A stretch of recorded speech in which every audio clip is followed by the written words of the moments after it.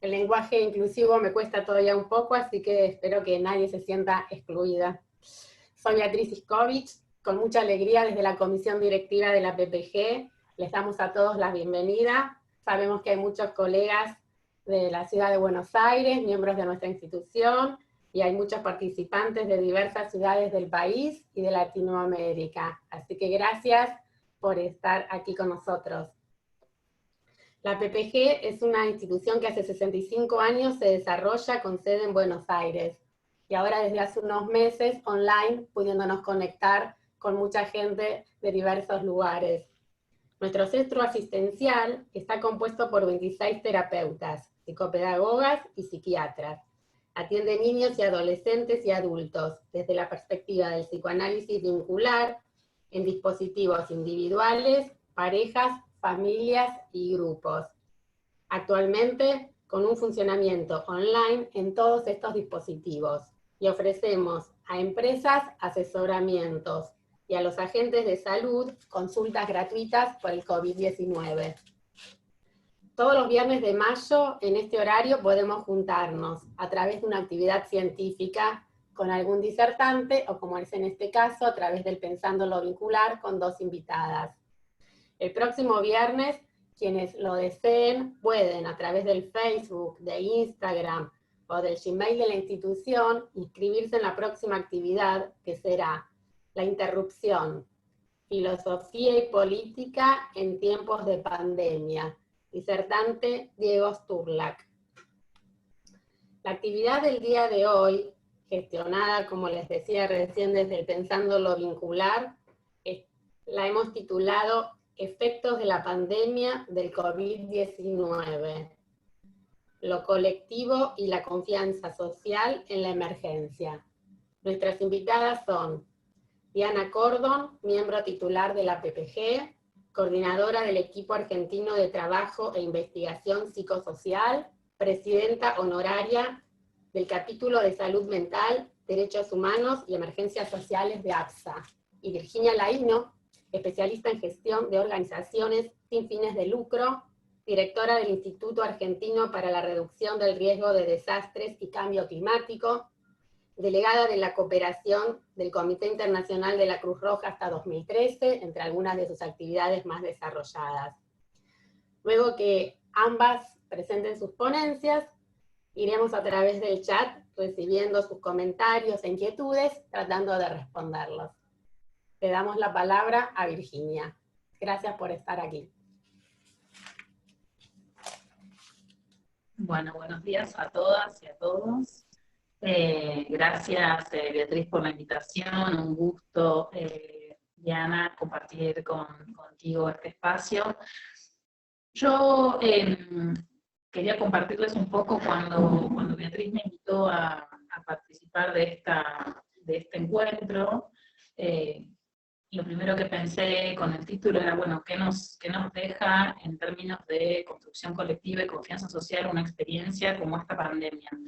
Y lo que quiero compartir es lo que yo he visto en mis casi 16 años de trabajo humanitario en el mundo. Ahí, cuando me presentó Beatriz, les contó, yo soy licenciada en Comunicación Social y he trabajado 16 años, como les decía, en la Cruz Roja Internacional en contextos de conflicto armado, de emergencias de origen hidrometeorológico, geológico, como inundaciones, tsunamis, terremotos, y he tenido la oportunidad también de estar en epidemias. Bueno, nunca una pandemia, porque esta es nueva, pero en la epidemia de ébola y las de cólera del 2013 y 2014 en África subsahariana, en particular en Guinea y Sierra Leona. Y a mí me parece interesante compartirles algunas cuestiones que tienen que ver para poder hablar de lo colectivo y la confianza social y qué deja, quizás ustedes como expertos del ámbito de la psicología y en lo vincular, contarles qué es lo que yo he visto en este tipo de contextos, ¿no? En cualquier caso, ya sea un conflicto armado, una epidemia o una situación climática, lo primero que uno registra es la diferencia entre lo que es riesgoso y lo que es peligroso. Y a mí me parece que esto es una distinción que en el ámbito de lo profesional podemos hacer, ¿no? O sea, siempre uso la comparación de viajar en avión y viajar en auto. Cuando uno, o sea, viajar en avión, por definición, es más peligroso viajar en avión, una nave de toneladas que esté flotando en el aire colgada de la nada, contra un auto 4 ruedas apoyado en el piso en una ruta definida. Entonces, en realidad es más peligroso viajar en avión que en auto. Sin embargo, es más riesgoso viajar en auto. Y esto tiene que ver con la percepción que hay sobre lo peligroso y lo riesgoso, y los estudios y los protocolos que se instalan para que una actividad como volar termine siendo menos riesgosa que una actividad como andar en auto. O sea, para volar un avión hay que estudiar un montón, hay protocolos que hay que respetar, y cada vez que hay un accidente se revisan esos protocolos y se mejoran. Para andar en auto haces un curso de 6 semanas, te subís al volante y manejás. ¿Por qué cuento esto? Porque creo que lo más importante a hablar es primero la percepción del riesgo, ¿no? En contextos de conflicto armado uno el riesgo lo ve es muy tangible. Hay un bombardeo, hay un atacante, las calles están tomadas, hay daño físico evidente. Entonces, la percepción del riesgo tiende a ser mucho más pragmática. Se reconoce ese riesgo, se acepta vivir con ese riesgo tomando algunas medidas de mitigación. Con respecto a las epidemias, y quizás también a lo que son las cuestiones climáticas, como esta amenaza es invisible y no se ve, uno no ve al ébola, al coronavirus volando, yo he notado, por ejemplo, en estas epidemias en África, una tendencia entre lo que es ese optimismo, el optimismo sostenido, ¿no? De como una fe providencial, como no hay ningún elemento para medir, entonces acá no pasa nada, no nos va a pasar nada, esto no va a pasar, y en el otro extremo un pesimismo, yo le llamo un pesimismo cínico, ¿no? Que esto es tremendo, es peligrosísimo y nos va a pasar de todo. Entonces, digo, para poder hablar de lo colectivo, yo miraría primero qué es lo que le pasa al individuo en un contexto de un riesgo que no es tan visible. Teniendo en cuenta estas percepciones del riesgo, bueno, en general los estados, ¿no? Entran en juego con sus políticas de reducción de riesgo y con sus mensajes hacia la sociedad, que tiene que tener confianza en que lo que le están diciendo que tiene que hacer vale la pena y realmente los protege. En algún momento a mí me comentaban en alguna oportunidad, la reducción de riesgos o lo preventivo no vende, porque no hay o sea, si uno toma medidas preventivas es para que algo no suceda, y entonces lo que no sucede, no hay una foto de la no inundación, o del no terremoto, o del no enfermo. Entonces es muy difícil ir sosteniendo esta actitud preventiva y de cuidado a lo largo del tiempo. No quiero volverme muy teórica, pero contarles por ahí algunos ejemplos.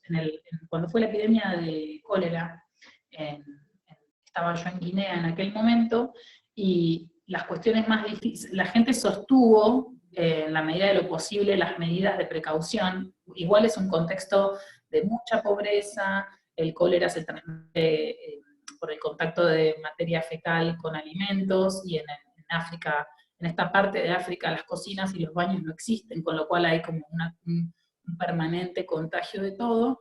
Pero además, los ritos de entierro de los muertos seguían contaminando más, porque como son musulmanes, lavan y amortajan a los muertos, y este agua con la que la lavaban volvía a circular después en el agua que consumían.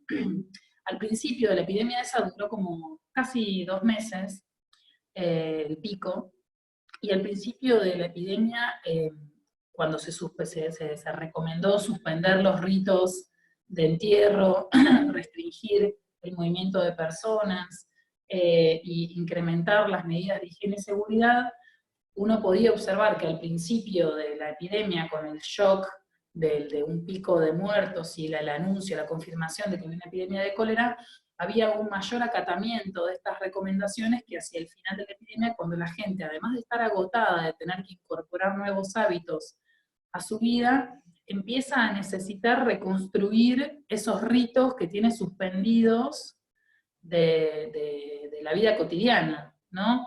La verdad es que, salvando el tipo de enfermedad, esto es muy similar a lo que yo percibo ahora en la ciudad de Buenos Aires. La energía con que las personas mantuvieron el aislamiento y el confinamiento del principio de la cuarentena, evidentemente no es la misma que hay ahora, ni tampoco la percepción de ese riesgo que se corre. Alguien me decía hace un par de semanas, bueno, al final estuvimos en cuarentena y no pasó nada. No, bueno, estuvimos en cuarentena para que no pase nada, y eso dé tiempo a que si algo pasa estemos mejor preparados. Pero es muy difícil de incorporar esto en, digamos, en la conciencia individual. Yo creo que el impacto de este tipo de pandemias, de situaciones, va a tener que ver también con, digamos, y son situaciones en las que uno tiene que tomar medidas hacia el individuo, para que el individuo ejerza, aplique esas medidas, y entonces en la suma de las individualidades, respetando estas recomendaciones, se construye, digamos, el resultado positivo de una medida como esta, ¿no? Desde lo colectivo, de entender que lo que uno hace cuida a uno, pero también cuida a los demás. Lo mismo pasa con el dengue, ¿no? Que es el descacharreo de una sola persona en una manzana no sirve si saca el agua, digo, tienen que hacerlo todos los vecinos, es una acción solidaria para que estén todos cuidados. Con que uno lo haga, con que uno no lo haga, ya no vale la pena que lo hagan los demás. Y en este caso un poco es lo mismo, que uno no cumpla, los demás. Otra de las cuestiones que yo he visto mucho en estas pandemias, en esas epidemias, ha tenido que ver también con la reacción de denuncia de quien no respeta, ¿no? De nuevo, en Guinea se resuelven las cosas a machetazos, y hemos tenido muchos casos de vecinos aterrados de contagiarse cólera, irrumpiendo en ritos de despedida de algún muerto a machetazos porque había demasiada gente o porque el agua estaba circulando hacia no debía, y lo extrapolo y lo comparo también con la ola de denuncias de vecinos que salían, que ha habido al principio de la cuarentena también aquí en la ciudad de Buenos Aires. Así que un poco como reflexión, ¿no? Contarles esto que uno pudo ver, yo pude ver en estos años en misiones en Medio Oriente y en África. Y creo que además, estando ahora del lado también en equipos de respuesta a estas situaciones, otra de las cosas que he visto mucho y que también lo veo ahora es esta sensación al que asiste de que no le va a pasar nada. Entonces esta nueva vulnerabilidad que se crea, siempre cuando hay una emergencia, el que ingresa a asistir está exento, o sea, entra como en la historia de las batallas, ¿no? Entran los médicos a atender a los que sobreviven y los heridos, entran los rescatistas a sacar a los que se quedaron abajo del terremoto, entra el médico a operar o intervenir al que llega de la emergencia, y en este caso, en una epidemia, todos son potenciales víctimas. Entonces esto también reordena o reconfigura un poco las vulnerabilidades propias, y encuentro mucho el síndrome del mártir, le digo yo, no sé si existe esto en la psicología, pero es esta cuestión de yo estoy acá, ayudo, me cuido poco, no respeto las normas porque a mí no me va a tocar, y lo he visto muchas veces, y la dificultad de comprender que si a mí me pasa algo ya no sirvo para ayudar a otros, y sin embargo está esta cuestión de a mí no me va a tocar, porque existe esto de la asistencia hacia el otro. Así que bueno, son reflexiones muy generales de este paso por lo humanitario. Me cuesta en lo personal, en estas últimas semanas, me encuentro muchas veces hablando con colegas y con familiares y personas cercanas, volviendo a poner sobre la mesa la cuestión del riesgo presente y que cómo se han ido aflojando, cómo se ha ido perdiendo esta noción de aceptación pragmática de que, bueno, hay que vivir con esto y hay que tomar ciertas medidas, y como la gente va aflojando y pasa más hacia ese optimismo de igual no va a pasar nada. Creo que un poco eso es como lo que quería transmitir en el marco de este encuentro, ¿no? Para que debatamos, para que conversemos.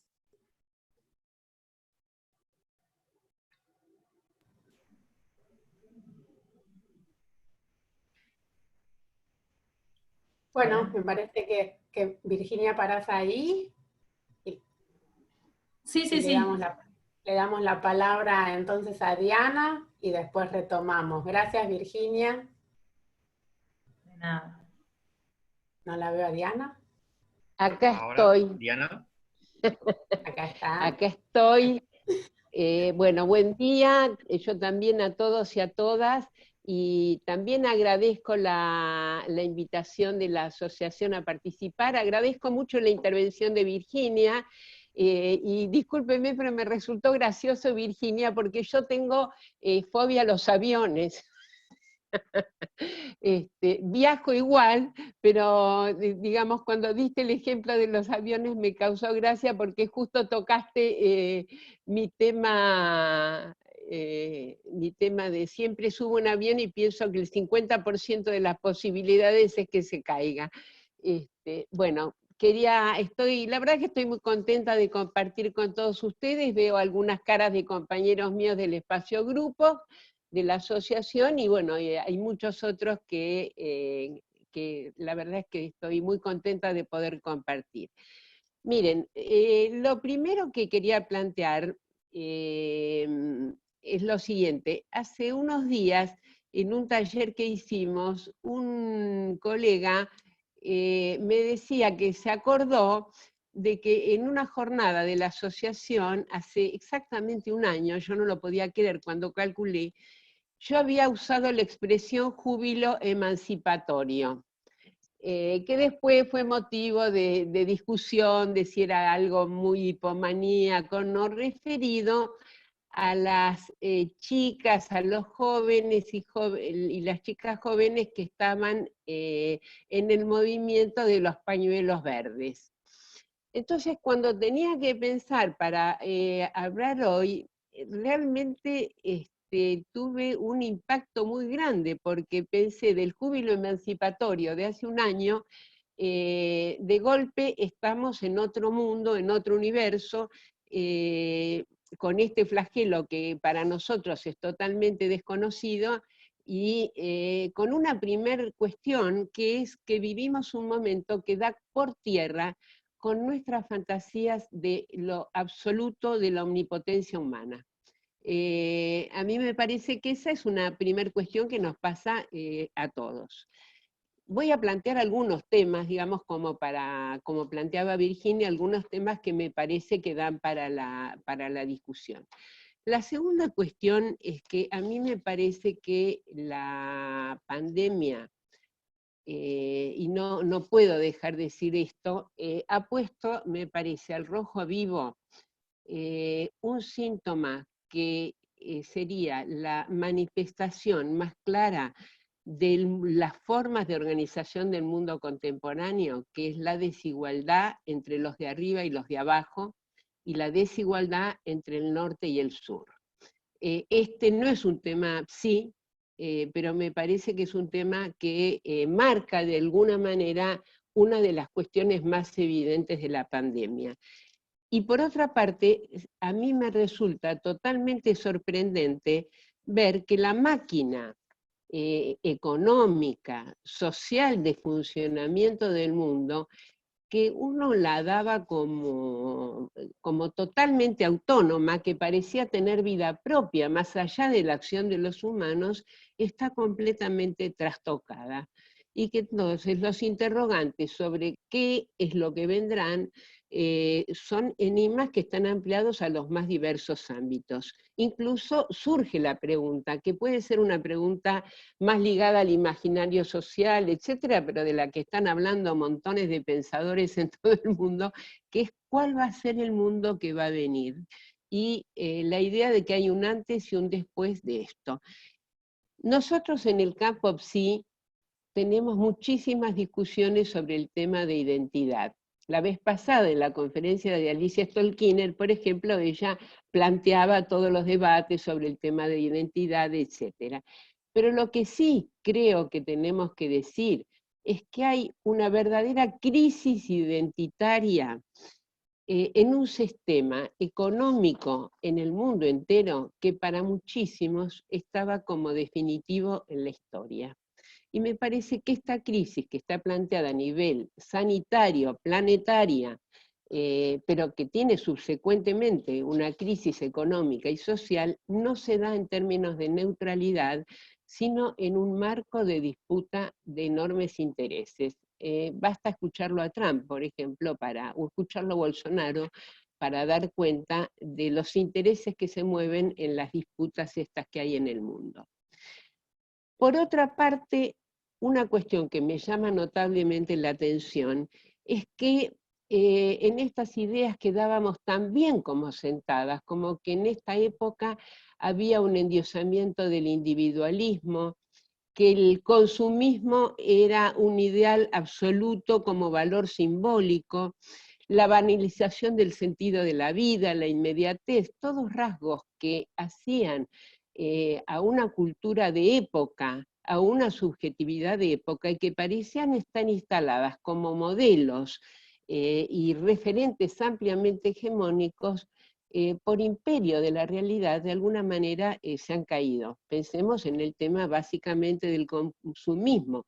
Pero me parece que más allá del consumismo, lo más importante es que junto con él se están modificando y se están cuestionando los enunciados ideológicos que sostenían el consumismo. Es decir, que la pandemia abre interrogantes que exceden totalmente el campo de lo sanitario. En la Argentina hemos vivido muchísimas crisis. Yo, Virginia, digamos, con Virginia lo que tenemos en común es que hemos, digamos, trabajado con situaciones traumáticas de origen social, pero a mí me parece que hay una peculiaridad de esta crisis que me parece que es hemos hablado de la angustia, en fin, de una cantidad de cuestiones, pero creo que tiene una peculiaridad que es la agenitud y simultáneamente la imprevisibilidad. Para mí esto, ¿por qué? Porque las demás crisis que hemos vivido, inclusive la más traumática que ha sido la de la dictadura militar, por ejemplo, estaban en el orden de lo pensable. Uno podía haber visto películas, nunca nos imaginamos que iba a haber desaparecidos, pero quiero decir, hay algo de esta pandemia que está en el orden de lo impensable, que está en el orden de lo inimaginable, que como diríamos nosotros a veces en la asociación, esto es una presentación, porque no teníamos representación de lo que significaba esta pandemia. Y también las medidas de protección que tenemos que tomar son diferentes, porque en todas las situaciones traumáticas sociales en Argentina, nosotros tenemos la peculiaridad de que las vamos afrontando en la escena pública, que la escena pública y el juntarnos en la escena pública es el modo en que siempre hemos abordado estas cuestiones. Y resulta que en este caso, la forma de abordarla es el distanciamiento físico, la forma de abordarla es cada cual en su casa, etcétera, etcétera. Es decir, que estas medidas de protección que tenemos que tomar también nos resultan ajenas a nuestra propia historia y a nuestra propia cultura.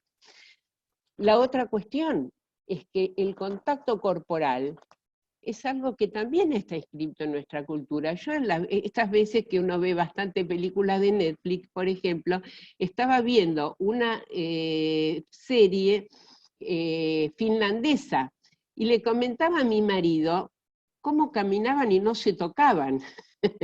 Nosotros somos besuqueros, somos abrazadores, tenemos el contacto corporal como inscrito en nuestra cultura como una muestra del afecto, como una muestra de la fraternidad. Y por lo tanto, este tema del distanciamiento físico nos implica una situación de pérdida muy fuerte. Y yo diría casi de un aspecto interno a nuestra propia subjetividad, ya que nosotros, como definimos en la asociación, somos sujetos de vínculo. Por lo tanto, creo que, digamos, los efectos en la subjetividad del COVID-19 serían muy complejos porque es compleja la pandemia y porque son complejas las medidas que tenemos que tomar para poder protegernos. La zozobra, la angustia, la incertidumbre, ya sabemos que la incertidumbre siempre nos desestructura, las pérdidas y también la perplejidad de esto que estamos viviendo. Hay una puesta en suspenso de todas las formas habituales de regulación de nuestra vida, las explícitas y las implícitas. Por lo tanto, las condiciones de nuestra pertenencia social también están en cuestión y las normas están cambiando todo el tiempo. Hace 4 semanas teníamos la cuarentena absoluta, ahora está en discusión las aperturas de la cuarentena, etc. Y tomamos cuenta del papel que juega el tiempo y el espacio. Miren, yo me acuerdo que Marcos Bernard, de paso siempre encontramos con Lucy la forma, y con los que hemos estado con Marcos, de poder hacerle un homenaje por todo lo generoso y lo que aprendimos de él. Marcos nos decía que la noción de tiempo y espacio son las primeras organizadoras de la fantasía. Y ahora tenemos el tema de que las variables de tiempo y espacio han cambiado completamente. Todos los que estamos acá, o no nos alcanza el día, o no sabemos en qué día estamos, o nos olvidamos cosas que hemos arreglado para determinados horarios, etc. Entonces me parece que, bueno, un tema sería cómo se nos ha complicado, cómo nos complica la vida este cambio de variables de tiempo y espacio. La segunda cuestión, o otra cuestión, sería esto que planteaba Virginia. A mí me parece que hay una situación de contradicción entre las fantasías más delirantes que podamos tener, las pesadillas que podamos tener. Yo todos los días me encuentro con otra, me acuerdo de las pesadillas de los liliputienses, me acuerdo de los fantasmas infantiles, etcétera, etcétera. Todos los días tengo alguna otra que recuerdo o que alguien me menciona. Pero es la contradicción entre esas fantasías terroríficas que uno de golpe tiene la sensación de que con este coronavirus pueden pasar a la realidad, y simultáneamente la negación de la gravedad de la situación que mencionaba Virginia. Que por otra parte la negación de la situación en realidad nos fragiliza, no nos refuerza, sino que nos fragiliza completamente. Entonces, pasando ya al tema de lo colectivo, etcétera, todos compartimos la idea de que la subjetividad tiene un aspecto que es absolutamente íntimo y privado y una dimensión colectiva que nos atraviesa horizontalmente, y que el sentimiento de pertenencia a un conjunto funciona como elementos que nos apuntalan a lo largo de toda la vida. Por lo tanto, sabemos todos que el lazo social incide como un factor interno en la elaboración personal y colectiva de las crisis y de los traumatismos de origen social. Por ejemplo, no es lo mismo estar tomado por la angustia de la soledad y por las vivencias de aislamiento que saber internamente que tenemos otros con los que compartimos el cuidado. Fíjense que no es lo mismo saber que cada uno está solo en su casa o con su pareja, pero que no puede ver a los hijos, no puede ver a los nietos, etcétera, etcétera, no puede ver a los amigos, pero saber que a todos los demás en su propia casa les pasa lo mismo. Es decir, que esa sensación de que a todos nos está pasando lo mismo es una sensación que apuntala en la soledad, apuntala a lo colectivo. Y me parece que esto es muy importante. Digo esto porque la experiencia que tenemos nosotros, por ejemplo, en el trabajo con personas que sufrieron la represión de la dictadura, veíamos que la sensación de pertenecer a un colectivo, la sensación de compartir algo con un grupo, de ser parte de un grupo, era una sensación, como cuentan también sobrevivientes de la época del Holocausto, que esa sensación de pertenencia a una conciencia colectiva, a un grupo, se demuestra como una herramienta fundamental para la preservación psíquica de las personas que sufrimos crisis o traumatismos. Por ejemplo, en la época del Titanic del 2001, digamos, como se acuerdan que decíamos que estábamos en la época del Titanic en el 2001, o también en las catástrofes naturales, el tema el trueque, el tema de las asambleas populares, tuvieron un papel esencial en la recuperación subjetiva. Es decir, que lo colectivo cumple para mí un papel fundamental desde el punto de vista de la preservación. Y ya digo, lo colectivo aún en la soledad. Yo no quiero comparar ninguna de las situaciones traumáticas que mencionaba, pero quiero decir que es la primera vez que vivimos sin que medie la violencia del Estado, la imposibilidad del contacto físico y visual directo. Y esto evidentemente nos toca a todos, y en algunos nos produce algún nivel de sufrimiento.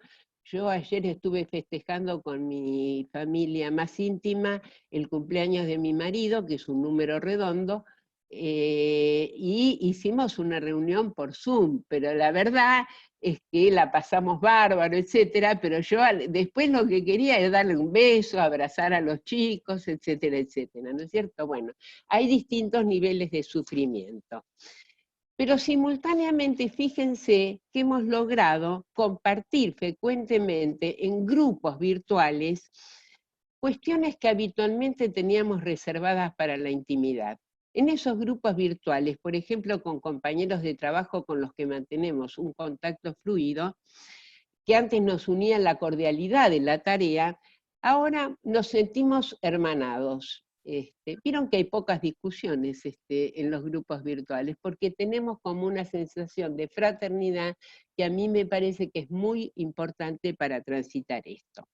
Por eso, plantear, y esto ya es un problema social y político, plantear la lucha contra la pandemia en términos de conjunto no es mera, voy a leerlo porque lo escribí, no es mera especulación voluntarista. Implica la construcción de significados y sentidos, implica un marco continente y una práctica común que nos ayudan a afrontar la emergencia desde el punto de vista social y personal. Y en este sentido, entonces, la elaboración personal, singular y social no están colisionadas, sino que van en la misma dirección. Y quería señalar que tenemos muchísimas prácticas solidarias, que es parte de la convocatoria de este tema. Es cierto que hay algunas reacciones agresivas de tomar al otro como sospechoso, de sentirlo como peligroso, pero lo que predomina en nuestro país a mí me parece que es la solidaridad. Por eso, discúlpenme, sigo siendo la misma que la que hablaba del júbilo emancipatorio el año pasado. No puedo evitar que siempre tengo como un aspecto de optimismo en que me parece que siempre hay una condición humana que nos repara, y que nos repara en la solidaridad del conjunto. Hay miles de voluntarios que van a los comedores, que van a los merenderos, en fin, muchísimas actividades organizadas o espontáneas que tienen que ver con la solidaridad. Y en este sentido, quería tomar la expresión que usa Jeanine Pouget, que a mí me parece que es muy importante la definición que da Jeanine de solidaridad, porque Jeanine plantea que la solidaridad no es algo que hacemos por otros, es algo que hacemos con otros en la escena social para resolver un problema que tenemos en común. y ella plantea que la solidaridad es un fenómeno planteado en la escena social que se construye un nosotros identificatorio. Y a mí me parece que efectivamente este nosotros identificatorio es un elemento muy importante para la preservación personal. Por ejemplo, y en ese sentido, sentirse solo nos ayuda a tener pánico, a tener ese miedo exagerado, a tener sentimientos de aislamiento y de soledad espantosa, y cuando nos sentimos parte de un conjunto, podemos tener miedo porque lo tenemos, pero pueden ser temores que nos pueden permitir usar defensas que pueden ser adecuadas. Bueno, no quiero ser mucho más largo, pero quería decir que en la Argentina a mí me parece que hay enormes padecimientos y que por supuesto los padecimientos también son mucho mayores en los sectores más vulnerables. Quienes tienen una situación económico-social más vulnerable están muchísimo, en muchas condiciones de muchísimo más riesgo, y me parece que hay temas que se han puesto en la discusión y que vale la pena tener en cuenta. Fíjense que hay pequeñas empresas que están al borde del colapso y algunas muchísimas que ya han colapsado. Pero las que redujeron los salarios, por ejemplo, de los profesionales de la salud, son las grandes prepagas, ¿no? Y entonces a mí me parece que ahora va a haber que afectar intereses de los poderosos, y que esto implica un gran debate e implica una gran discusión en el plano de la subjetividad colectiva. Yo creo que en la Argentina estamos con todos los problemas que hay que resolver por la pandemia y con problemas históricos que no están resueltos. Y todo está en discusión. Y creo que efectivamente hay que afectar intereses de los poderosos, pero fíjense que cosas que antes nos parecían un delirio, ahora están en la agenda de debate, de discusión. Por ejemplo, el problema de la deuda pública. O, por ejemplo, el tema del impuesto a las grandes fortunas. ¿A quién de nosotros se nos ocurría que hace un tiempo eso podía ser un debate y una discusión con amplísima participación de enormes sectores sociales? Yo creo que se trata ahora entonces de que haya políticas de Estado que afronten la situación de la pandemia, pero que tenemos la gran oportunidad de que esas situaciones que hay que afrontar y que esas medidas que hay que tomar se hagan en un trabajo en común, en un trabajo con las organizaciones que uno podría llamar las organizaciones de la solidaridad popular, porque eso va a reforzar efectivamente, me parece que puede permitir que las medidas protectoras lleguen a todos, y que pueden preservar y ampliar los elementos psicosociales de anclaje subjetivo. Como ya creo que estoy en el tiempo, quiero simplemente plantear que creo que hay un debate por la subjetividad que está planteado y que está planteado también por los medios, etc. Para ser muy breve, a mí me parece, porque hay necesidad de generar consensos, y me parece que el debate por la subjetividad, que aparece en todos los medios, que aparece en las redes, etcétera, creo que tiene, voy a decir, dos situaciones polares. Por un lado están los que tienen que defender sus privilegios, sus intereses, los poderosos, y que necesitan un sentido común anclado en lo reaccionario, anclado en lo conservador, anclado en la tradición, necesitan generar mecanismos de consenso para poder sostener la desigualdad.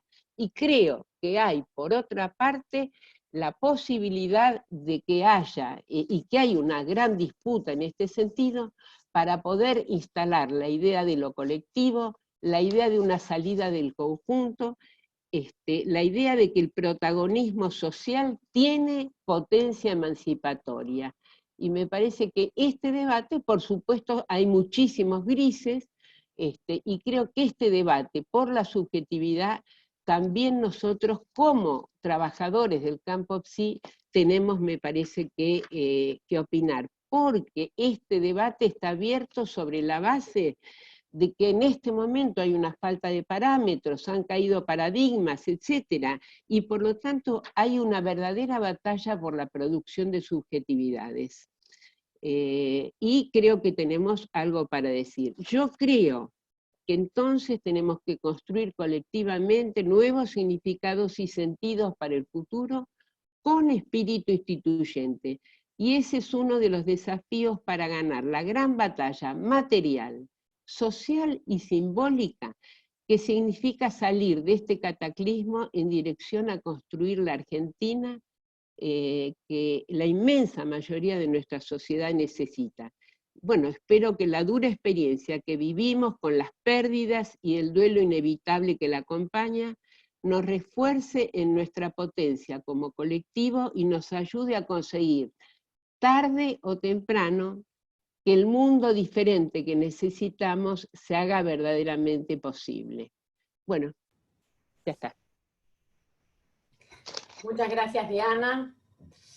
Gracias a ambas. Y voy a pasar a leer algunos de los comentarios que mientras que ustedes hablaban, los participantes fueron ya escribiendo. En principio hay saludos.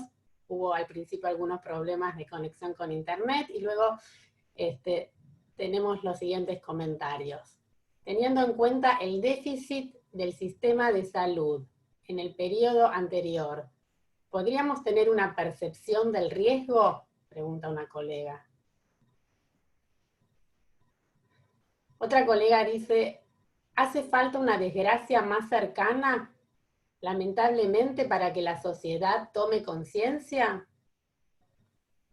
Alguien nos escribe desde Formosa y la colega dice, acá en Formosa es muy difícil que la comunidad tome conciencia, tal como lo plantea Virginia, ya que estamos sin casos positivos. Es muy complejo trabajar los protocolos y las medidas de bioseguridad.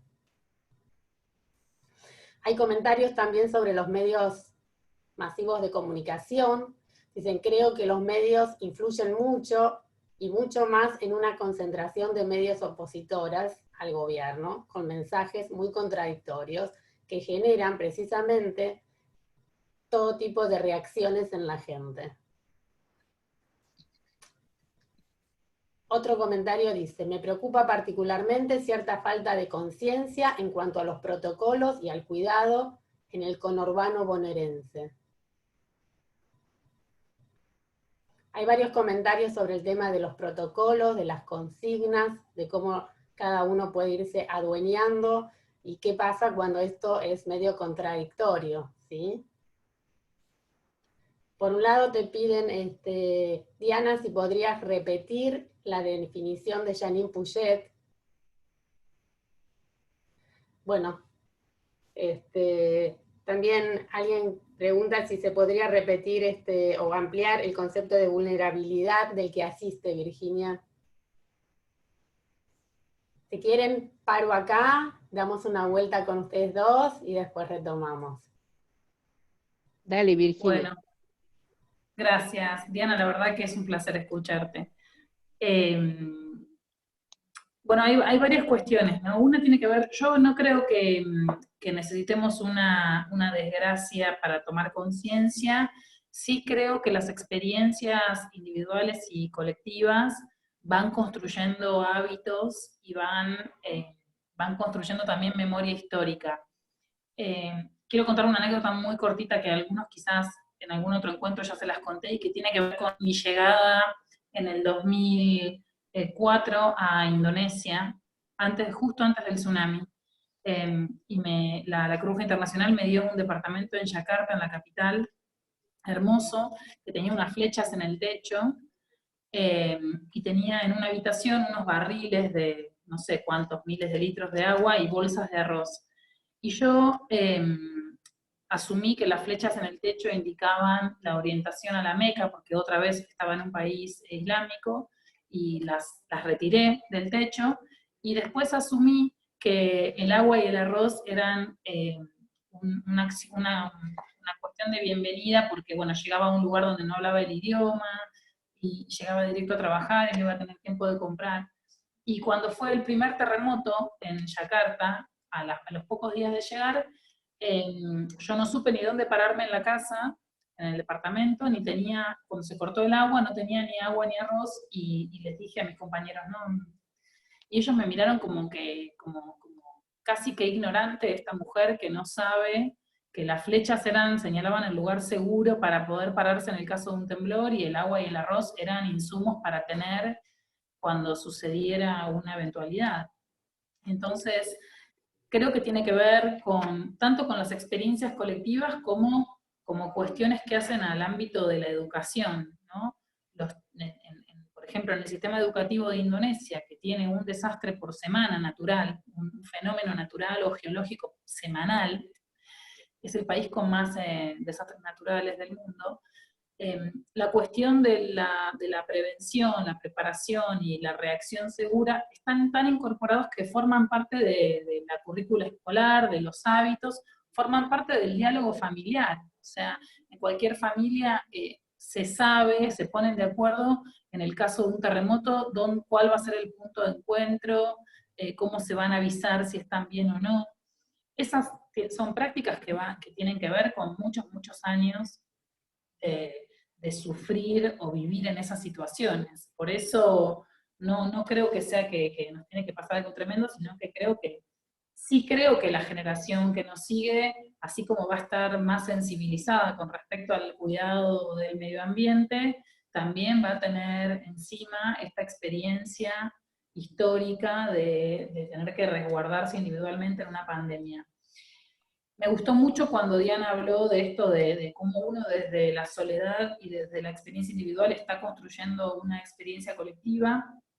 Sí creo que los medios de comunicación tienen un rol clave. Creo que no solamente en el caso de una pandemia, creo que en general les cuesta mucho estar a la altura del rol que deben cumplir de informar claramente a la gente, como que se debaten entre la línea de poder mantener información clara a llenar las horas y horas que necesitan en este contexto de 24 horas de televisión o de medios disponibles. Así que, considero que sí, que tienen un rol importante y que lo mismo, tienen más experiencia en lugares más experimentados. Hace poco hablaba con un médico español que lleva bastantes semanas más que nosotros en la atención del coronavirus. Creo además que no está bueno pensar que estamos luchando contra el coronavirus, están luchando en los laboratorios los que investigan vacunas, nosotros estamos cuidándonos para que nos impacte lo menos posible, y creo que este médico me contaba que una de las cuestiones más difíciles tiene que ver con la muerte en soledad. Yo vuelvo a insistir con esto porque me parece que estas sí son las cosas que hasta que no suceden uno las puede ver. Me contaba él algo que me pareció simpático, pero que tiene mucha realidad, y voy de nuevo a la experiencia de estar sometido a estas cuestiones, y me decía, viste que siempre nosotros nos reíamos de los asiáticos que nos cruzábamos por el mundo en pleno invierno con sus barbijos, ¿no? Y pensábamos perdónenme la expresión, pero estos chistes chinos con el barbijo, ¿qué cree que se va a agarrar? Y él me decía, lo que nos tiene que quedar de esto es que en épocas invernales, en ciudades, en conglomerados súper habitados, como la ciudad de Buenos Aires, donde viaja uno pegado al lado del otro en el subte, vamos a tener que incorporar este uso de barbijo en el invierno, y no solamente ahora porque hay coronavirus, o sea, son prácticas que se van incorporando. No sé si, no debo haber contestado las preguntas, pero esta reflexión existe, que es cierto, y que bueno, que para mí también ahí forma parte de en todo lo que tiene que ver con gestión de riesgo. Fíjense que no hay una carrera de gestión de riesgo, todas las profesiones tienen un rol en el acompañamiento para que haya una mayor percepción del riesgo y cuidado, y bueno, el respeto de ciertos protocolos. Diana. Bueno, a mí también me gusta, me encanta escuchar, Virginia, porque además me parece que, digamos, son experiencias diferentes, y me encanta escuchar cómo vas contando las cosas de la vida misma. Y me hiciste acordar, hablando de si uno tiene el tema de la percepción de los riesgos, yo creo que efectivamente uno aprende con la experiencia y las culturas se van construyendo con las experiencias que cada pueblo va teniendo a lo largo de su historia. Es decir, que efectivamente no hay una prevención de lo que se aprende, sino que básicamente el aprendizaje es lo que surge de la propia experiencia. Y cuando vos contabas, Virginia, me hiciste acordar, Lucila debe andar por ahí. Una vez hicimos un viaje con Darío, mi marido, que es mi marido, Lucy y yo, los tres tuvimos que ir a Filipinas, pero aprovechamos y pasamos por Japón. Entonces nos tocó un terremoto en Japón, pero la anécdota simplemente es que yo estaba en la habitación con mi marido y de golpe le digo, Darío, por favor, no muevas la patita, porque él tiene la costumbre de mover la pierna cuando se pone nervioso, y de golpe me doy cuenta de que estábamos durmiendo en camas separadas. Entonces, ahí me di cuenta que había un terremoto, que algo pasaba, digamos, que era un terremoto. Entonces, lo fui a despertar y Darío me dijo, déjame dormir. Bueno, mientras yo pensaba entre mi conciencia o mi deseo de quedarme con él o hacer lo que vi por la escalera que la gente bajaba, finalmente mi amor hizo que me quedara con él. Pero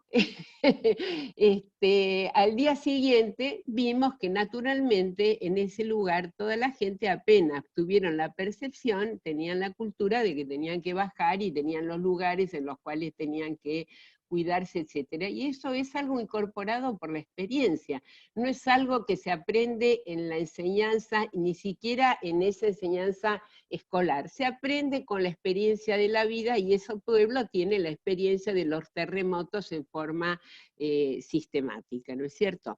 Después, el tema de los medios. Yo cuando pensaba en esto, la verdad es que como somos muchos, creo que tenemos diversidad de miradas en relación a las posiciones del gobierno, etcétera, etcétera, y la verdad es que no quería violentar a ninguna opinión, que cada cual tiene la suya. Lo que sí quiero decir es que a mí me parece que los medios de comunicación no nos tenemos que olvidar que tienen dueños. La inmensa mayoría de los medios de comunicación tienen dueños, y los dueños que tienen van a tener sus voceros en los medios de comunicación. Por lo tanto, cada vez vemos más que hay menos, la información es una información sobresaturada, pero además, primero hay problema porque hay que hacer la cuarentena, después se abre la cuarentena y hay problema porque se abrió la cuarentena. Es decir, que efectivamente, hay campañas mediáticas que a mí me parece que hay que tenerlas en cuenta. Porque hay intereses que están por detrás, no yo nunca me la agarro sinceramente ni con el locutor, ni con el periodista que está cumpliendo funciones que tiene que cumplir, sí me las agarro a veces con algunos periodistas que son voceros conscientes de los intereses que representan, ¿no? Ahí sí me enojo. Pero quiero decir acá, los medios tienen una importancia muy grande en cómo operan en la subjetividad, en todos nosotros, qué conductas promueven, qué ideas nos promueven, etc. Respecto de los protocolos en el conurbano, yo sinceramente creo que hay un problema con los protocolos en el conurbano, pero también hay un problema con los protocolos en la Villa 31, en la Villa 1, 11, 14, es decir, que hay un problema con los protocolos efectivamente en los lugares donde la situación de vulnerabilidad social es mayor. Y realmente a veces uno ve, dice, yo qué sé yo, hablo como todos, con muchísima gente, y entonces en una casa donde la gente tiene que estar 8 personas en ambientes muy pequeños, etcétera, las condiciones de cumplir los protocolos son extremadamente difíciles. De modo que el cumplimiento, me parece, de todos los protocolos también tiene por decirlo de alguna manera, una marca de clase. que hay que tener en cuenta. Me preguntaban sobre la definición de Janine de solidaridad. Es una definición hermosa, porque ella lo principal que señala, la voy a decir de nuevo porque la sé casi de memoria.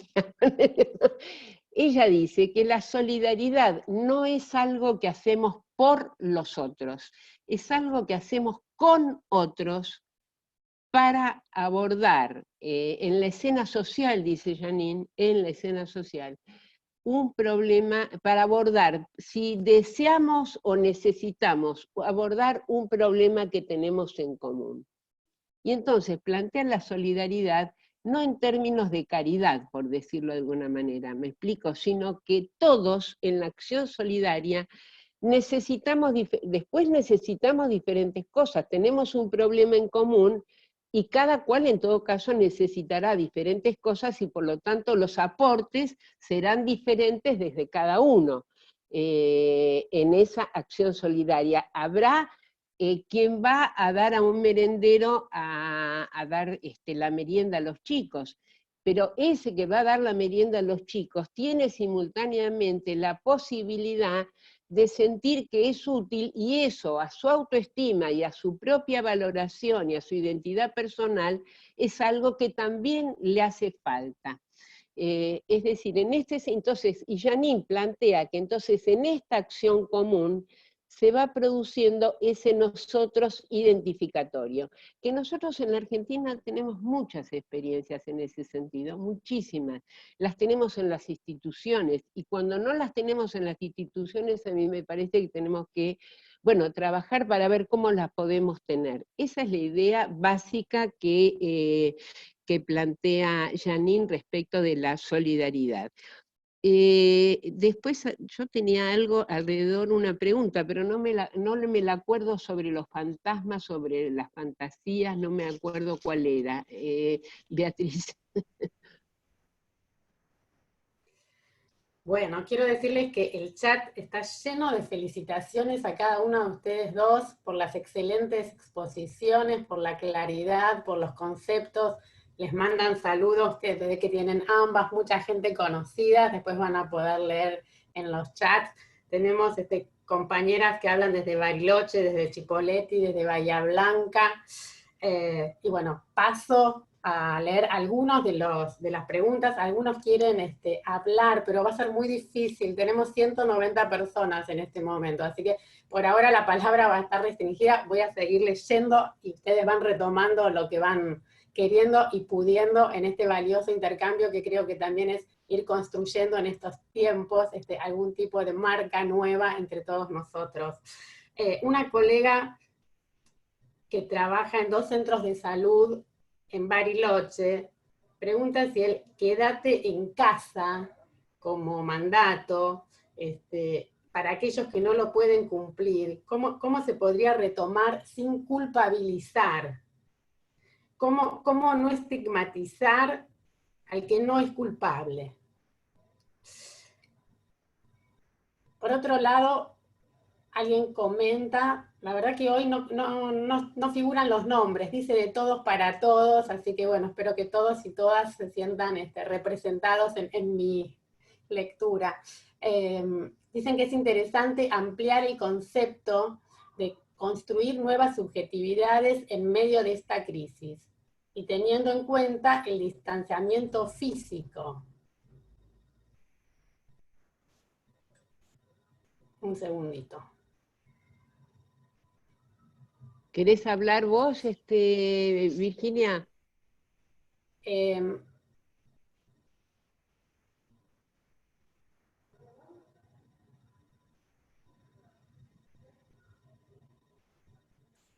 ¿Querés? Patricio, ¿le habilitamos a Virginia el micrófono? Ahí está. Ahí está.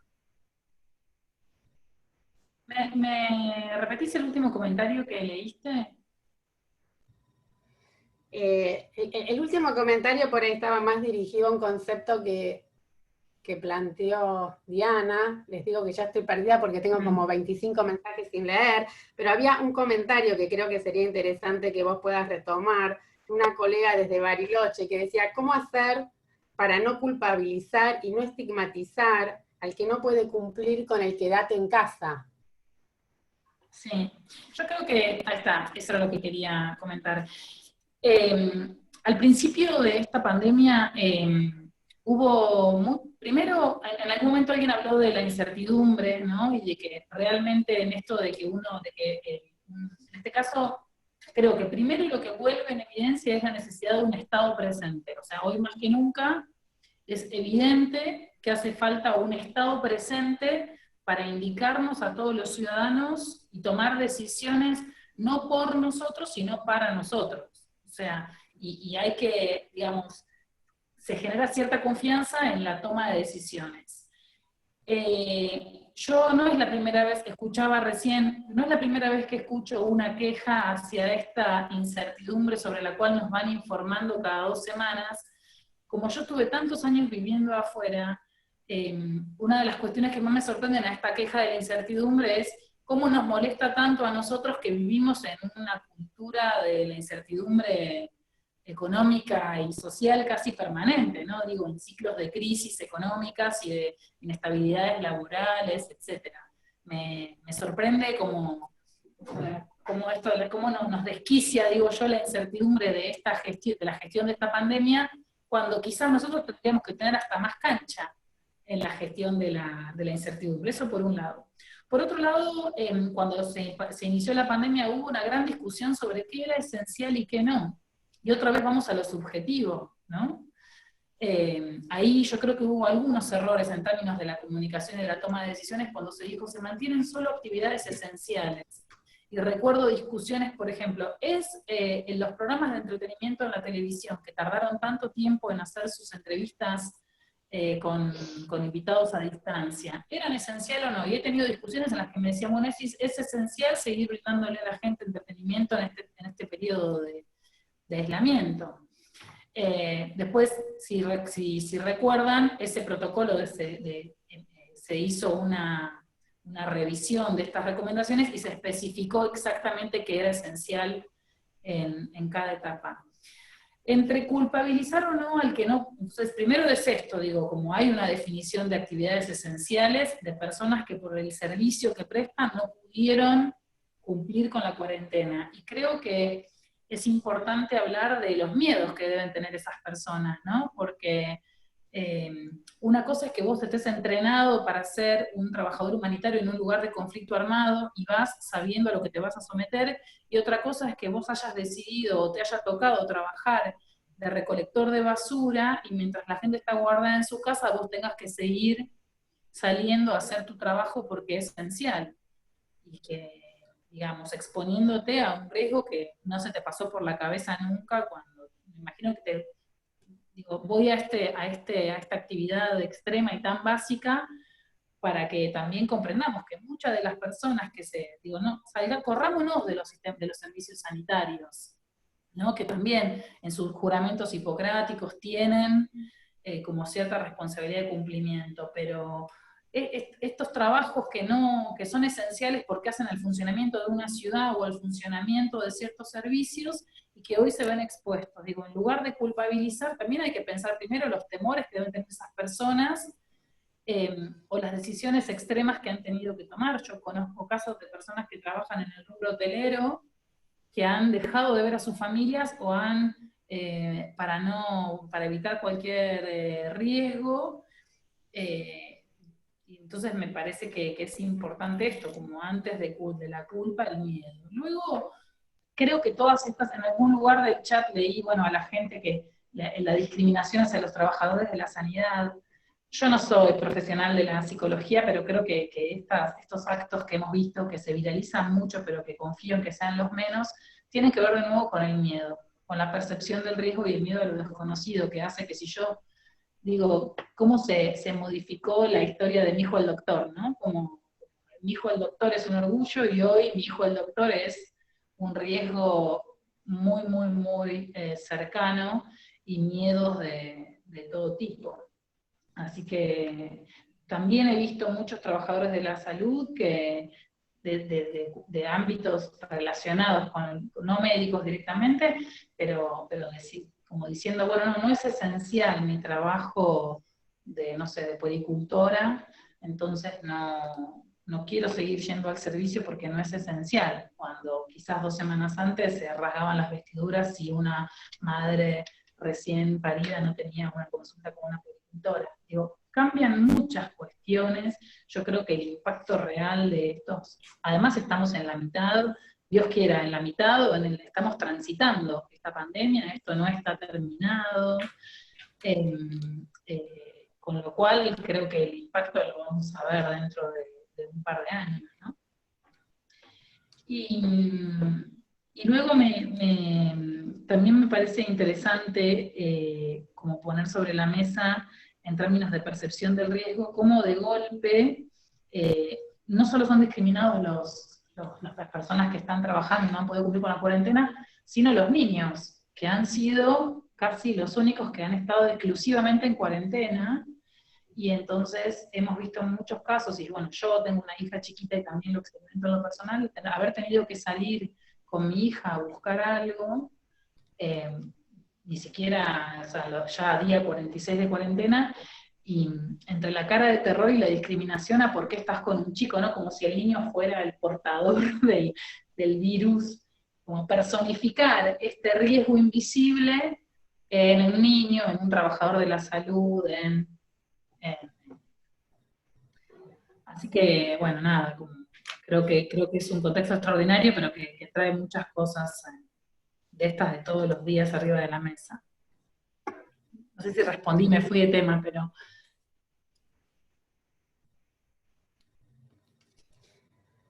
Bueno, vamos siguiendo retomando. Diana, ¿querés decir algo más?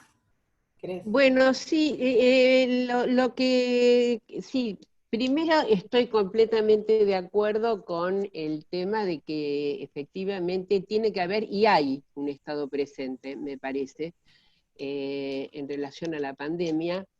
Personalmente, además, le tengo una enorme confianza a Ginés, porque yo tengo un hijo que es pediatra, que vive en el interior del país, en una provincia, no en el interior, está mal decir el interior, en una provincia, y él me decía que si llegaban los fondos con los planes que planteaba Ginés en su momento, eso era muy bueno para... bueno, para hacer planes en pediatría rural.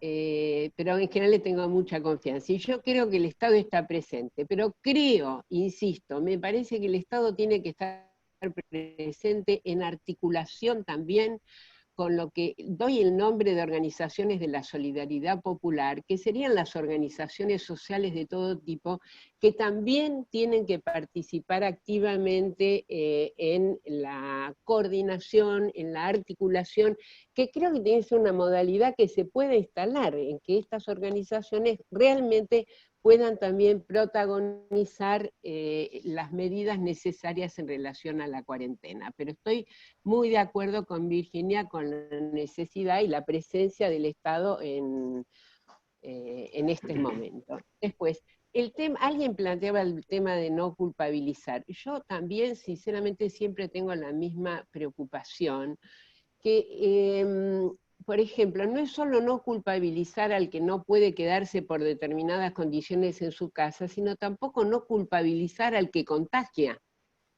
Ustedes vieron que dice, tal persona que llegó, etcétera, este fue el que llevó al geriátrico el contagio.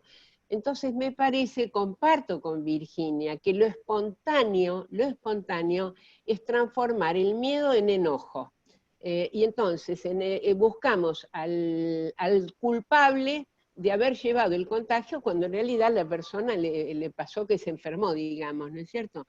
Entonces, yo creo que en eso estoy completamente de acuerdo, en que la cuestión no es culpabilizar, es poder impulsar las acciones posibles que en cada espacio se hagan. Tampoco me gusta cuando se dice delatar, o denunciar al que no cumple, digamos, ¿no? Porque el tema de denunciar lleva acompañado, bueno, por algo me salió a mí la palabra delación. Lo que sí creo que en todo caso hay que se puede cuestionar, se puede discutir, etcétera, etcétera. Pero el tema de la culpabilización, bueno, es un tema, un problema que tenemos que tenerlo planteado. Después alguien planteaba el tema, quiero decir más, fíjense en las propagandas, por ejemplo, hay muchas propagandas que son muy buenas respecto de quédate en casa, pero hay una propaganda que hacen muchos actores, varios, y que dice, quédate en casa, y después dice, porque lo mejor está acá adentro. Y esa expresión de que lo mejor está acá adentro, a mí me parece que es profundamente ideológica, porque no sé si lo mejor está acá adentro. Lo mejor es que estamos todos estando adentro, que es otra cosa muy diferente que decir que lo mejor está acá adentro, digamos. Me parece, digo, por eso el tema de los discursos, y los discursos no son solo discursos, son representaciones. Esto ya va a la pregunta que alguien hacía sobre producciones de subjetividad. Efectivamente, las producciones de subjetividad surgen primero de las prácticas sociales que se hacen. Ustedes piensen la cantidad de ideas que van surgiendo a partir de las prácticas sociales, lo que nos contaba Virginia cuando nos dice, bueno, la práctica social, no me acuerdo si en Japón o Indonesia dijiste sobre el arroz, la flecha por dónde salir, etcétera. Bueno, esas cuestiones que van creando formas específicas de subjetividad, contenidos y formas en la subjetividad, surgen en primer lugar de las prácticas sociales y surgen de los discursos que se construyen a partir de las prácticas sociales y de las representaciones sociales que se construyen también a partir de las prácticas sociales. Y por eso, por lo menos yo planteaba que creía que estaba en disputa efectivamente las producciones de subjetividad. ¿Qué es la subjetividad?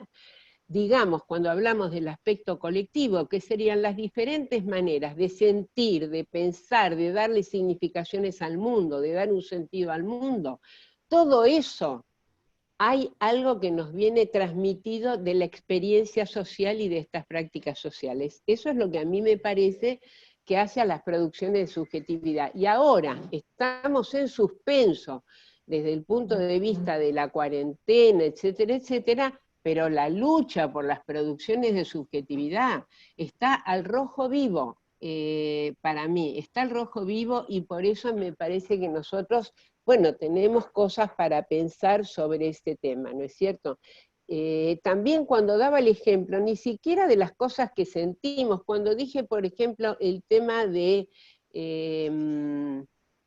no sé si a ustedes les pasa, a mí a veces me ha pasado en otras épocas de golpe de pensar que no hay que pagar la deuda externa, y mejor dicho, para ser sincera, siempre pensé que la deuda externa era usuraria y fraudulenta.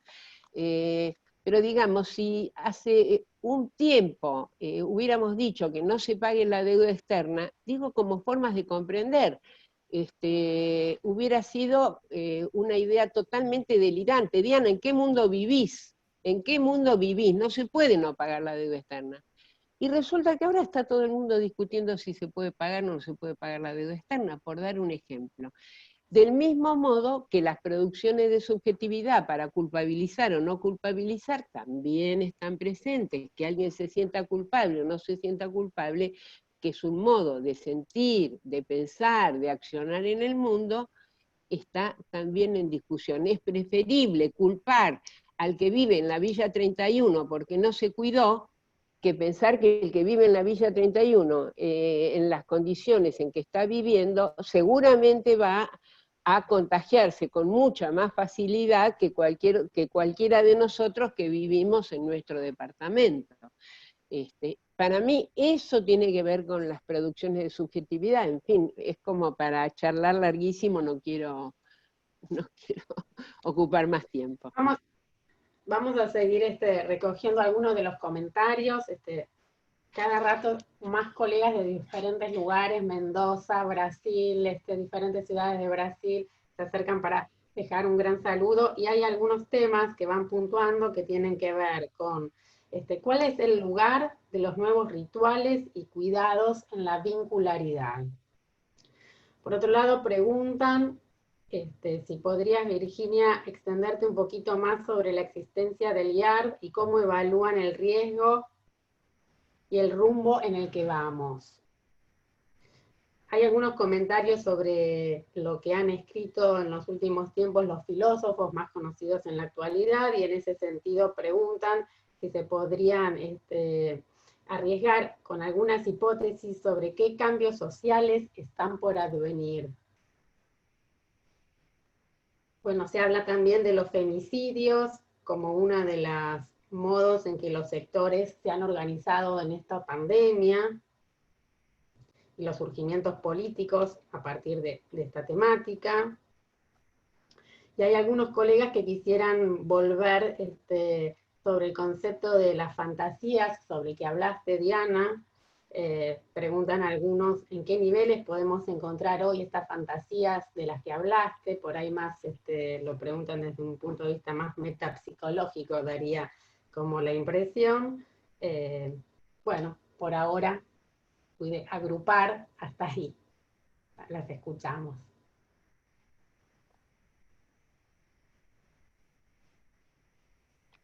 ¿Querés comenzar vos, Diana? Bueno, está bien, para cambiar un poquito. Para cambiar un poco la dinámica. Claro, sí, cambiamos un poquito, está bien.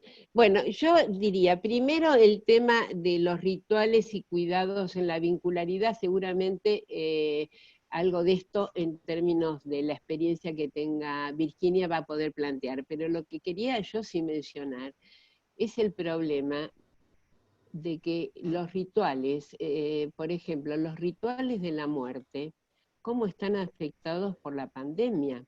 Cómo vemos en Estados Unidos, chicos, que tenemos representado la potencia del norte, el problema de la acumulación de los cadáveres, lo que veíamos en Ecuador, y el tema de cómo estos rituales, que en nuestras culturas, en los rituales de la muerte yo creo que están en todas las culturas, no solo están completamente alterados, sino que en algunos casos son prácticamente irrealizables.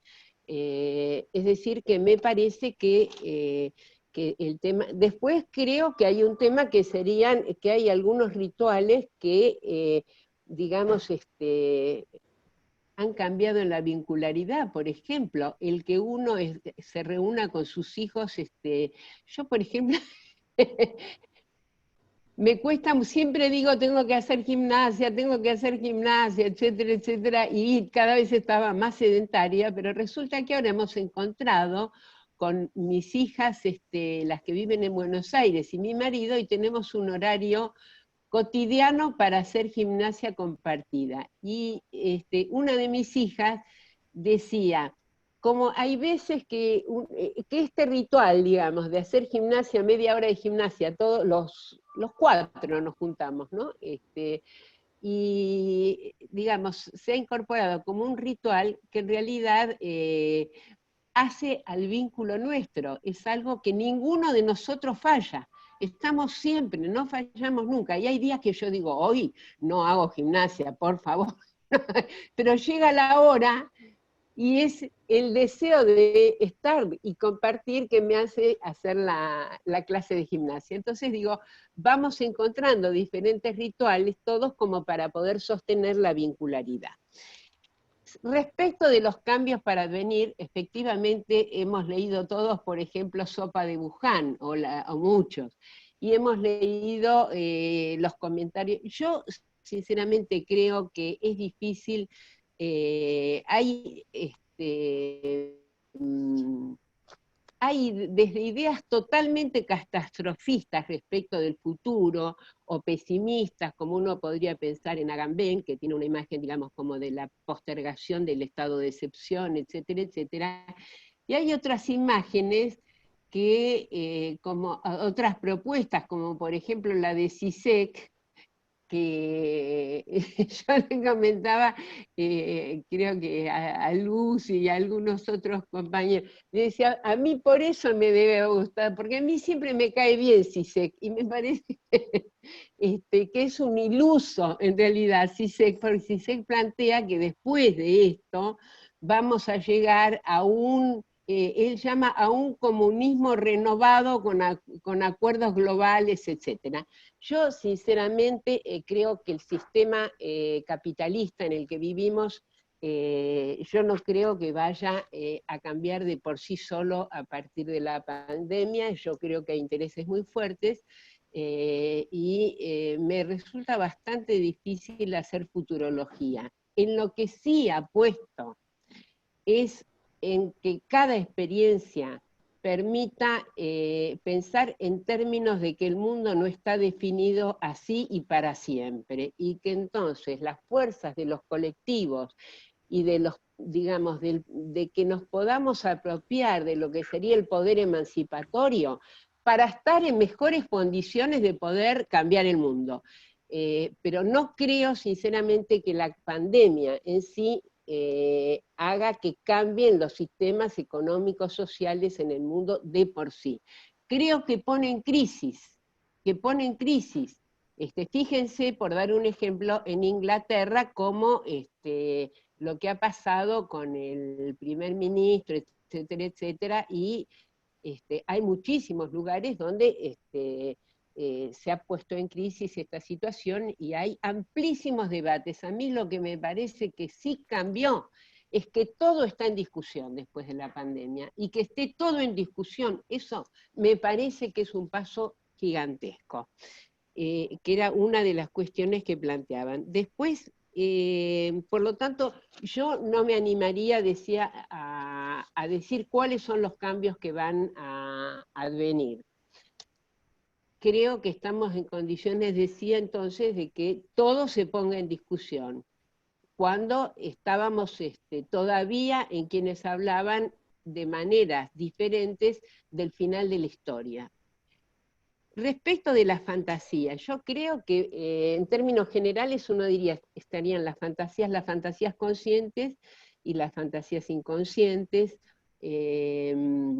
No vamos a ponernos a hablar en este momento de fantasías conscientes y fantasías inconscientes, pero lo que yo quería principalmente señalar era cómo quedamos tomados por fantasmas. ¿Me explico? Eso sí quería plantear. Los fantasmas a veces toman las imágenes de los fantasmas en serio, pero digamos los fantasmas de la muerte en primer lugar, los fantasmas, bueno, yo en algún momento daba el ejemplo de los fantasmas infantiles de los 5 años, más o menos. Yo ya hace mucho que no leo cosas de niños, pero antes decíamos que a los 5 años, y yo los recuerdo, además, los fantasmas que entraban que los veíamos entrar por los vidrios, etcétera, bueno, todo lo que significaba el juego fantasmático, pero esos fantasmas eran peligrosos, les teníamos muchísimo miedo. Era la época que nos decían va a venir el cuco. Y me parece que cuando en este caso hablo de fantasías y fantasmas, me refiero a las fantasías y los fantasmas más catastróficos que tenemos presentes. También están, como decía Virginia hoy, las fantasías omnipotentes de que a nosotros no nos va a pasar nada. Digamos, fantasías conscientes de que no nos va a pasar nada, pero que están apoyadas en los aspectos más primarios y omnipotentes y del yo ideal del psiquismo, por decirlo de alguna manera. El yo ideal sostiene ahí esa idea que a mí no me va a pasar nada. ¿Por qué? Porque soy yo. Digamos, entonces me refería, cuando digo fantasía, me refería en realidad más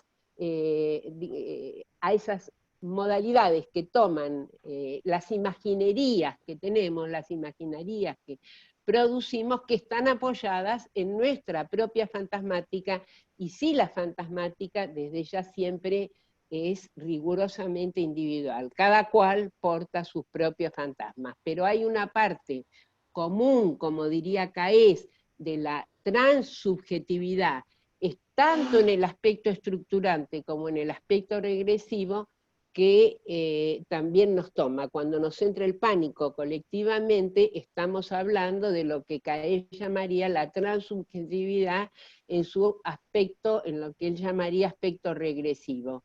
Cuando hablamos en los factores de la cultura que nos hagan sentirnos parte de un colectivo, estamos hablando de aquello que nos atraviesa desde el punto de vista de una cultura estructurante.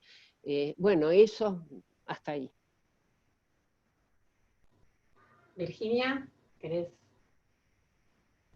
contarnos un poquito cómo vas pensando estas temáticas?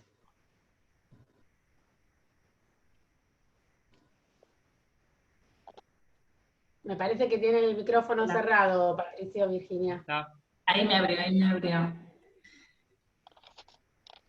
Bueno, yo quiero contestar un par de los comentarios que me habías mencionado con respecto al IAR, el Instituto Argentino de Reducción de Riesgo de Desastres, y una cuestión que nosotros vemos como casi como el final de una discusión que trae esta pandemia. Esta pandemia que pone a debate todo lo conocido, sin embargo, a quienes trabajamos más metidos en temas de cambio climático, de adaptación al cambio climático, estos casi 3 meses de inactividad global mejoraron considerablemente los indicadores de cambio climático, y para la rama es el final de un debate sobre qué medidas hay que tomar para reducir el impacto, ¿no?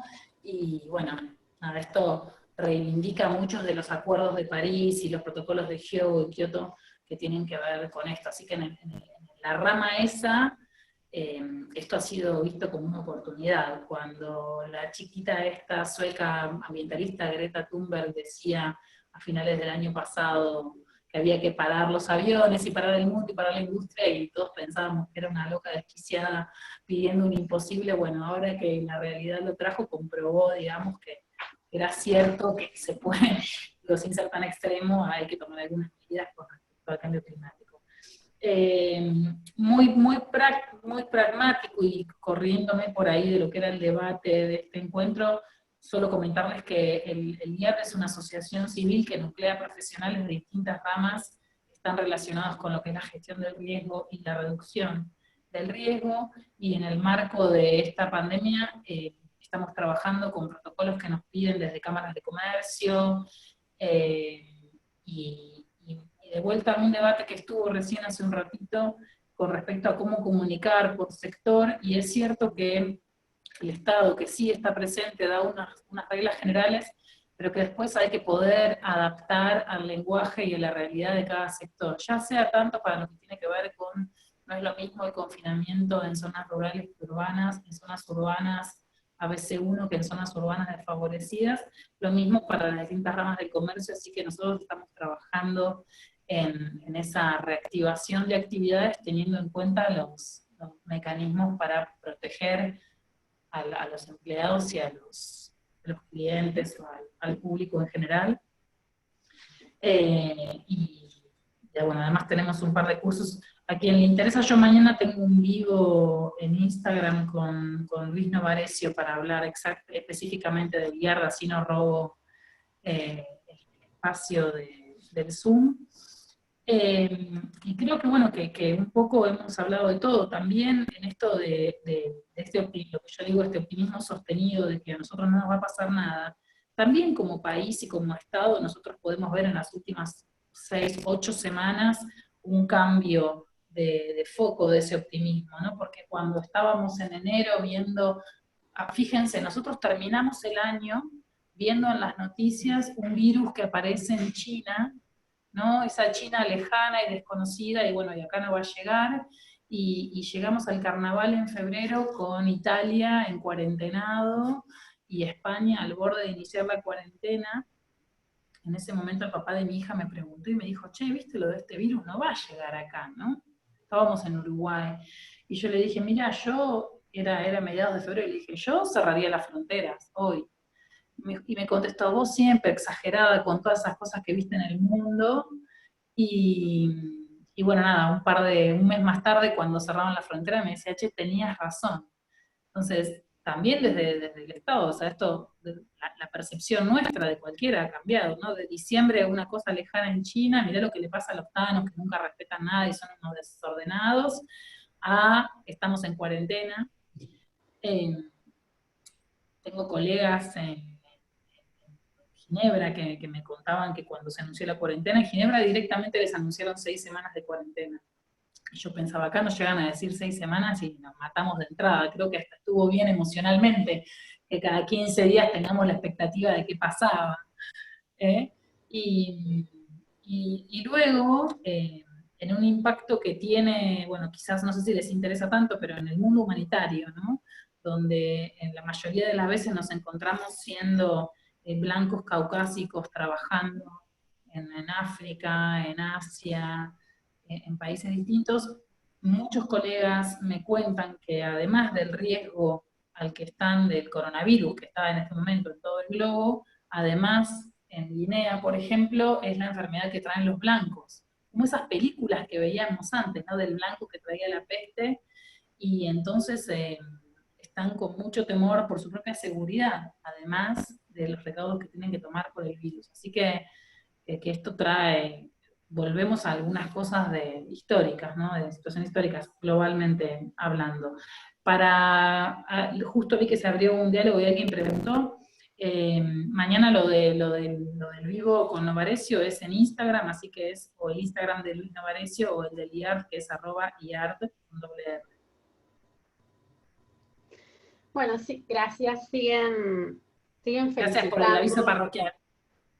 Siguen felicitando, siguen mandando saludos, siguen agradeciendo lo rica y profunda de los conceptos que están vertiendo, y al mismo tiempo va apareciendo, como en estos tiempos, también un agradecimiento a las preguntas y a los comentarios de los colegas. Vieron que en nuestros encuentros ahora, digamos, funcionan como dos líneas paralelas, ¿no? Los que tienen la presentación y los que van presentando automáticamente conceptos, respuestas, preguntas. Es un intercambio al mismo tiempo y a la par. Hay dos líneas de comentarios, ya estamos pasadas de las 13:30, así que retomaría 2 o 3 cuestiones y para ir después empezando a cerrar. Algunos consultan sobre cuáles podrían ser los movimientos que apunten a trabajar, apuntando a las construcciones colectivas en estos tiempos. Y por otro lado retoman el tema de las vivencias de incertidumbre. ¿Cuáles serían las manifestaciones más sobresalientes de esas vivencias? Esas serían como las líneas de los últimos comentarios, y vuelvo a insistir que desde muchos lugares les agradecen, les mandan saludos, las quieren, las aplauden, pero sobre todo resaltan lo rico de que nos encontremos y de poder pensar sobre lo actual, ¿no? Bueno. Les dejo la palabra. Bueno, lo que decía Diana, ¿no? Tenemos quizás encuentros de mayor calidad desde el encierro que en la vida que teníamos antes de esto, en muchos casos, ¿no? O compromisos más firmes de mantener la clase de gimnasia en familia.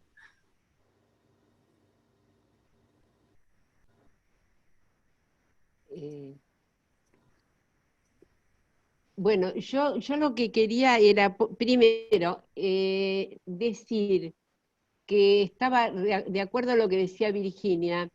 Yo me había puesto a leer algunas cosas sobre la peste del siglo XIV, y bueno, Virginia, vos debes saber muchísimo más que yo de todo esto, pero lo que me impactaba es el tema de cómo el tema de la organización del comercio, digamos, porque la peste fue traída de Oriente a Europa a partir de los intercambios, digamos, a partir de que empiezan a surgir todos los intercambios con Oriente. Bueno, acá hoy en el mundo, digamos, en este mundo que está totalmente globalizado desde ese punto de vista, efectivamente los intercambios planetizaron, por decir de alguna manera, la pandemia. Digo porque para mí el hecho de que sea algo planetario, eso por alguien preguntaba por la fantasía. A mí cuando era jovencita me gustaba Ray Bradbury, que algunos se deben acordar, que era un escritor de ciencia ficción maravilloso. Y entonces ahora me parece a veces que estoy con los libros de Ray Bradbury, porque no puedo creer que el mundo entero está congelado en cuarentena, etcétera, etcétera. Bueno, quería comentar eso. Y dos cositas más. Una, lo de las vivencias de incertidumbre, efectivamente las vivencias de incertidumbre las tenemos todos, y después nos traen a cada uno sentimientos diferentes. En general, a todo el mundo la incertidumbre es un factor de desestructuración psíquica. Nosotros lo hemos trabajado muchísimo en la época de la dictadura con las familiares de desaparecidos, que el hecho de que la persona estuviera desaparecida, que no se supiera dónde estaba, quién se la había llevado, qué había ocurrido, etcétera, era un elemento que producía un nivel de angustia desesperante. Es decir, que el estatus de la desaparición tenía como característica principal la incertidumbre, y ahí pudimos ver bien claramente cómo era el efecto desestructurante de la incertidumbre, que puede llegar en casos severos a generar desestructuración del aparato psíquico, desde ya en situaciones extremas. Pero en general ahora vemos que hay angustia, en fin, que hay rabia, que hay montones de sentimientos que cada uno de nosotros los porta a su manera. Las vivencias de incertidumbre, y la incertidumbre siempre está dirigida hacia el futuro, no a lo que está pasando. ¿Qué va a pasar? ¿Qué consecuencias va a tener? ¿Cuándo va a terminar? ¿Cuándo termina la cuarentena? ¿Cuál va a ser el índice de letalidad? Cuando yo a la noche voy todas las noches a mirar la televisión para ver, bueno, cómo viene cursando la pandemia, para pensar qué va a pasar mañana, qué va a pasar pasado, etcétera, etcétera. Siempre la incertidumbre es un factor muy, muy desestructurante. Y después alguien preguntaba cómo hacer con los colectivos, y yo creo que los colectivos se van construyendo. Miren esto que organizó la asociación. En vez de cerrar la asociación, yo les quiero agradecer porque me parece que estamos en la asociación trabajando muchísimo. Vos decías, Virginia, que estamos mejor conectados. No sé, yo solo diría que vamos encontrando formas diferentes de conexión, ¿no? Hasta ahí. Es decir, que se van encontrando siempre algo, ¿no? Algo diferente, no es que no sé si son mejores, pero lo que sí es que vamos encontrando formas de conexión. Y quiero aprovechar, porque estamos para terminar, para decir que me parece que la asociación, no es que quiero hacer una propaganda de la asociación, pero me parece que en serio la asociación, con las actividades que está promoviendo de todo tipo, con los espacios que nos estamos reuniendo, seguimos trabajando en nuestras reuniones habituales, en nuestra tarea habitual, etcétera, a mí me parece que esas son formas colectivas de preservación y que vamos creando instrumentos colectivamente que nos permiten enfrentar en mejores condiciones la situación.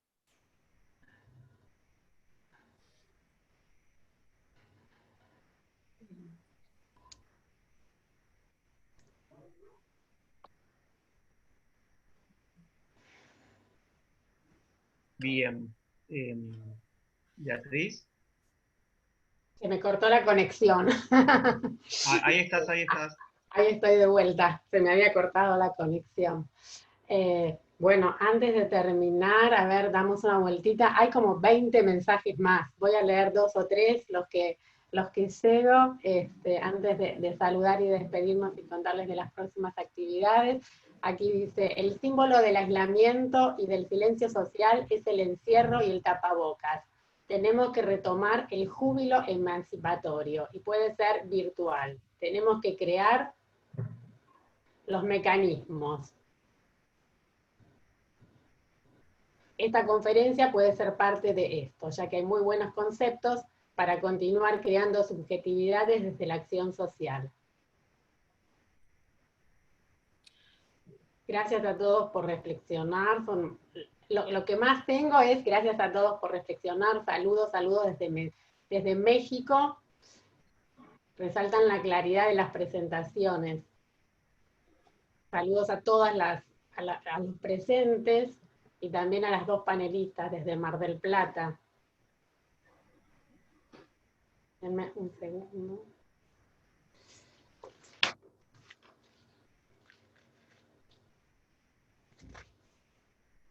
Yo les compartí el Instagram del instituto y bueno, nada, vuelvo a agradecer el espacio sobre todo en un ámbito de profesionales de la salud mental, creo que es muy interesante que abran estos espacios a profesionales de otras ramas, porque creo que en el intercambio también nos enriquecemos todos sobre la mirada del trabajo que hacemos.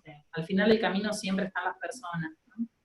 Así que te quiero agradecer, Beatriz, a vos y a la asociación por habernos invitado.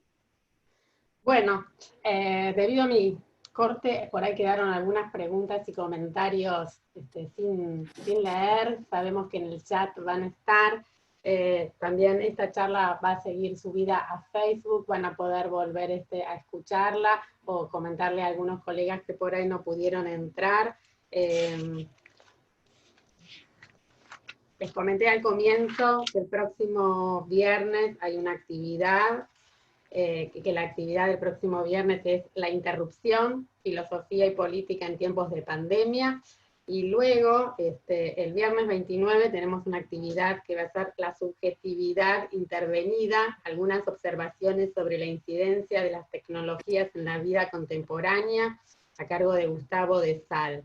Y para el viernes 5 de junio, desde Pensando lo Vincular, vamos a hablar sobre tramas vinculares entre pacientes y analistas en instituciones, oportunidades y obstáculos, a cargo de Edith Gross, Sara Moscona, Susana Palonsky, Paula Pazman, Dolores Martínez, y estoy también en ese grupo. Bueno, muchísimas gracias a todos por haber estado hoy acá. Muy ricas las ponencias de Virginia, de Diana. Me parece que esto de poder compartir un panel entre miembros de la asociación de hace tantos años como es Diana, con personalidades de la cultura de hoy en día como es Virginia y que no es de nuestra casa, ha enriquecido mucho nuestra posibilidad de compartir, de abrir nuevas preguntas y de retomar en los próximos encuentros muchas de estas reflexiones. Muchísimas gracias a todos por estar hoy acá presentes.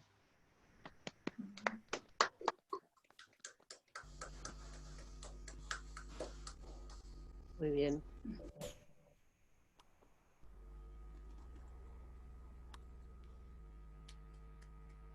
Salim.